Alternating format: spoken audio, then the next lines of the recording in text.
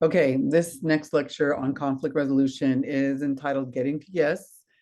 And I will just give me a second to share my screen.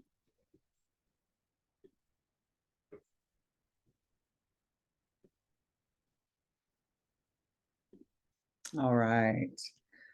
Okay, getting to yes. Let's give you a little background here.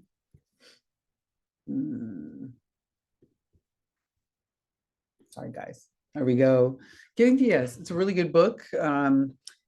It's great if you're wanting to learn about the art of negotiation, which is definitely one of my passions for sure. It's one of my strengths. And so these guys are the experts, Roger Fisher and William Ury, also Bruce Patton. And the Harvard Negotiation Project began in 1983 in conjunction with MIT and Tufts University. Okay, and these are the guys. These guys are really, really well known in this arena. And you could look more into them if you want. You can pick up Getting to Yes probably for a few dollars now because it's been out for a while. But it's if you really want to, you're all going to have to negotiate through life. If you really want to be able to do that in a principled way that is effective for you, then you probably want to maybe get that book and read it, or just do a little bit more research too on negotiation. But here's an overview for you. So the dilemma for negotiation is that people see two ways to negotiate. One is soft, okay, more passive. One is hard, like a bulldozing, power drive.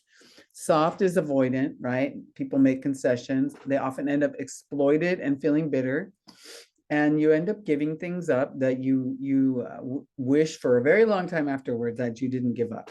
Okay. And then hard sees any situation as a contest of wills. So that might be like the shark, right? And it exhausts people and resources and harms relationships. So it's not sustainable. Any kind of negotiation that ends because of one dominant person getting their way is not sustainable. And that's what we're really trying to go for here, is a lasting agreement where the parties walk away, maybe not getting everything they wanted, but that everybody got something, and the agreement is realistic enough that it will be sustained, that years or months, depending on the type of negotiation, years or months down the road, that agreement is still in place, it's still working. Okay, that's a principled negotiation. But being nice is just not the answer either, because in soft negotiations, you yield as necessary to avoid conflict. We already talked about, the problems with that. Between friends and family, it tends to be efficient as it produces results quickly, but it does not ensure a wise agreement. So the wise agreement that we're going for here is where everybody walks away from the table feeling like it was the best decision, given the information, it was the best decision that could be made. Okay, so that's really what in a perfect world, that's what we're trying to get to, and that's what getting to yes means. It doesn't mean getting my way. The third way to negotiate, you can use a combination, a hybrid of hard and soft, right? That's what we call a principled negotiation. It decides issues on their merits. Okay, so I'll break that down a little further here in a minute. But you're looking for mutual gains wherever possible. It's very possible that if people bring a good skill set to the table on negotiation, that it can go better than any of the individual parties thought it could.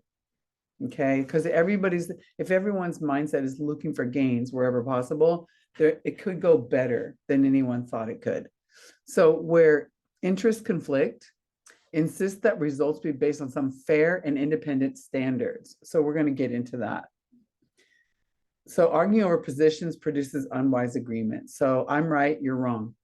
Okay, that's really at the heart of arguing over a position. I want this, and because I want this, you can't have that.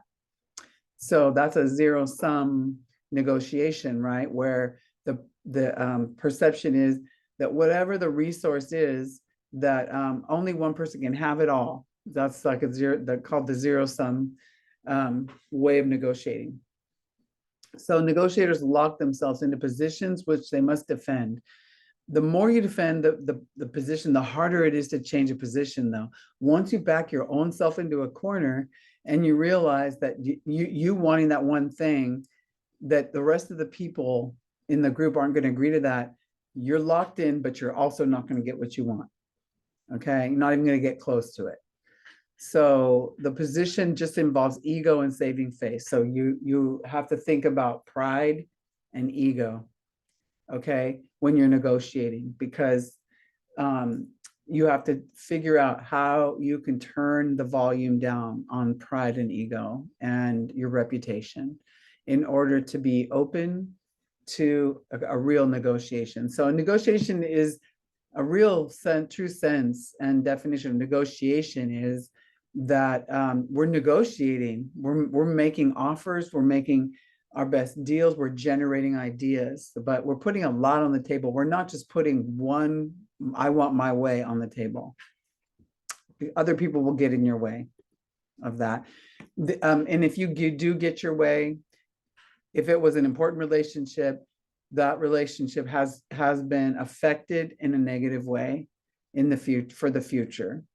So you have to ask yourself, is forcing my way the best way in terms of sustaining relationships with coworkers that you're going to work with for a long time, or people that are going to be in your life for a long time, or you may need something from them in the future? You should be thinking about that, because if you need something from them in the future, you probably shouldn't push, that position, or argue based on position, which is I'm right.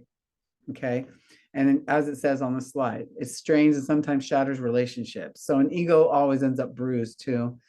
So 4 basic points.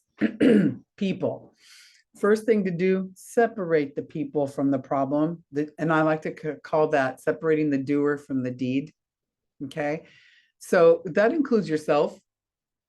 What is the problem? Okay. And separate yourself from it. And separate everyone else. Don't make people the problem. They aren't the problem. What you need to define the problem. Okay. So separate the people from the problem. What are the interests? Let's know what they are, not the positions. Okay. So everybody wants something, but what are the interests? So if every person that's a party to the negotiation talks about what are their needs, what do they stand to gain, okay, by getting those needs met, and it's open and transparent and everybody's sharing that can be very powerful. Now it's time to generate options. So everybody needs to be open to generating a variety of possibilities, even if they sound silly. Get it all on the table, get it all written down before deciding what to do.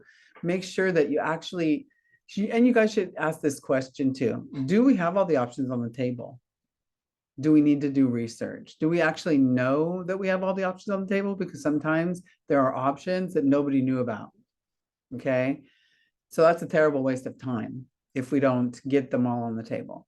And then for making the decision, deciding on now that we've got options generated, how do we make the best decision for those options? We have to use criteria, and the group has to decide what that criteria will be. It's kind of like ground rules in your groups in a way, because you need some open, transparent criteria for making the best principled, lasting decision.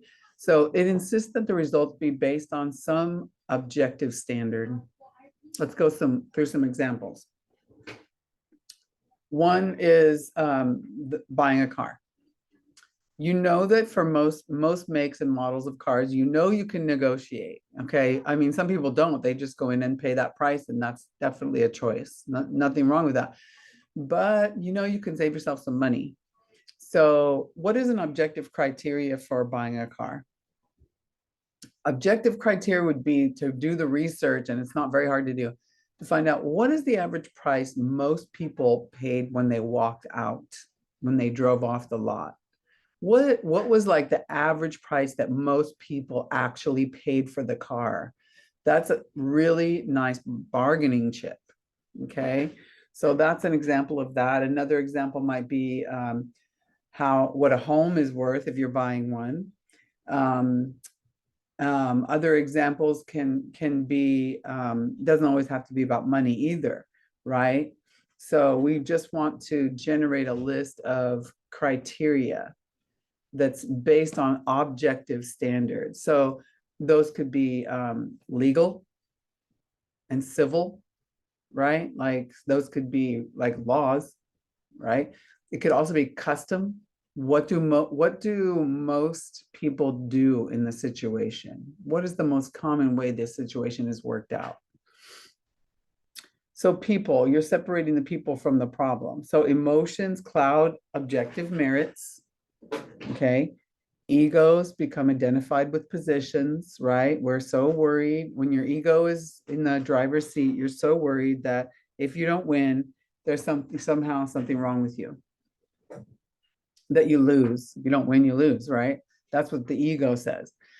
It can create cognitive dissonance, right? Which is this idea of inconsistent thoughts and beliefs. Okay, so with cognitive dissonance, that's that sense of feeling that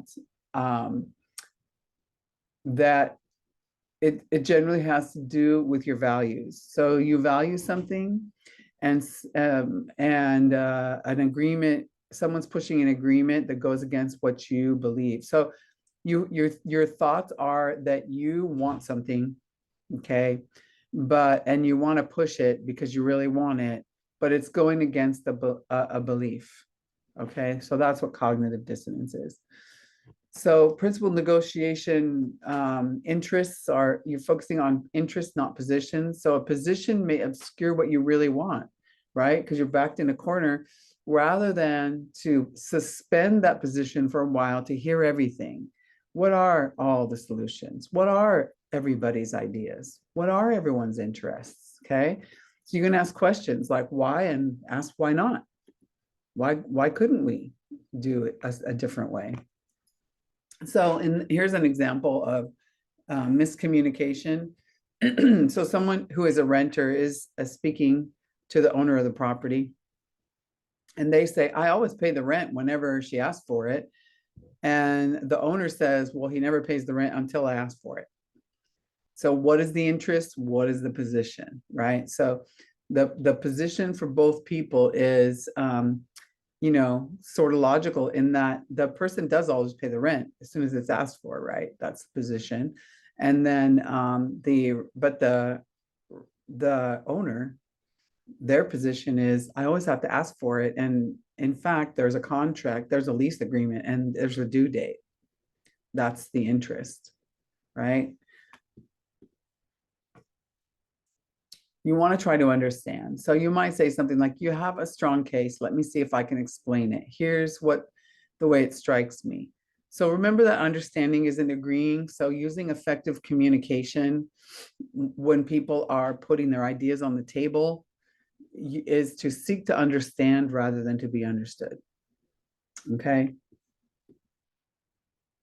So some important phrases are, please correct me if I'm wrong, but it sounds to me like my understanding is something like that. Could I ask you a few questions to see whether my facts are right? These are all ways to paraphrase what was said, help the speaker hear what they said, because repeating it back to them could mean that the speaker is saying, no, that's not actually what I mean. Or when they hear what they said, they go, that's not actually what I want to say. Let me restate that. Okay, so what's the principle behind your action? Again, talking about what is it that the person hopes to gain. You want to generate a variety of possibilities before deciding what to do. So searching for one right solution, it inhibits creativity. So there is, we want to kind of stay away from the solution, because there should be, at least to begin with, there should be a variety of solutions to consider. And the criteria. So you're going to insist that the results be based on some objective standard. What are some examples? Market value. We talked about that. Expert opinion, right? What's the custom? What's the precedence or law? Both parties can defer to a fair solution without giving into each other, right? So it is the market value, expert opinion, custom precedents, or law helping to make the decision rather than egos and personalities. So there are three factors for objective criteria. One is to frame each issue as a joint search for objective criteria. So it's the phrase, how can we? How can we search for objective criteria? Okay. Be open to reason as to which standards are most appropriate and how they should be applied. Okay. Never yield to pressure, only to principle. So if there's pressure, maybe pause. Okay. Maybe pause. It's when you're negotiating too, it doesn't have to take place in one sitting. Be open to suspending the negotiation and be willing to come back to it. Time is an important part of negotiating. And lastly, so this probably all makes sense to you and you've experienced it in some way. You only learn by practicing, okay? And please, when you're negotiating, forget about winning. You may walk away feeling like you won, but don't go into it like I have to win this, okay? So make the most of your potential power. And here's a nice quote: let us never negotiate out of fear, but let us never fear to negotiate. Right. So that is the end of my lecture. Thank you for listening.